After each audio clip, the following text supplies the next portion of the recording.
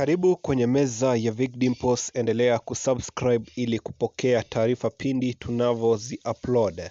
Kumbuka kwamba siku ya leo viongozi, wanasiasa, marafiki pamoja na jamaa wa Beatrice Elachi watakuwa wanajumuika katika eneo la Ngong ili kumzika mtoto wa Beatrice Elachi kwa jina la Elvis ambaye aliaga dunia kupitia ajali mbaya ya barabara. Elvis alikuwa ni mwanafunzi katika chuo kikuu cha Afrika Nazarene na aliweza kuaga dunia baada ya kuhusika katika ajali mbaya ya barabara, na hivyo hapo siku ya jana hapa jijini Nairobi tulishuhudia requiem mass ya Elvis ikifanyika, na bila shaka siku ya leo kuanzia mida ya saa 4 ibada ya mazishi itakuwa inafanyika nyumbani kwao Ngong.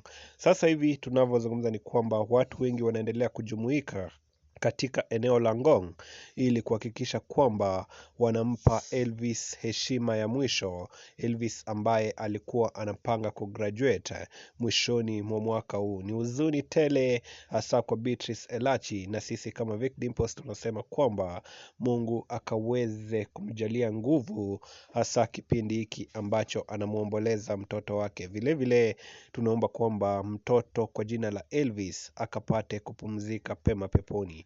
Tutakuwa tunafuatilia mazishi haya ya Elvis, na bila shaka ujio wote ibuka ambao kutokana na mazishi haya utakuwa unapata updates zote kwenye channel hii ya Vic Dimples. Unachohitaji ni kusubscribe ili wa kwanza kupokea taarifa za utendeti na undani zaidi kwenye channel hii pendwa, channel ya Vic Dimples. Tupatane tena muda si mrefu kwenye hizi na taarifa nyinginezo nyingi. Peace.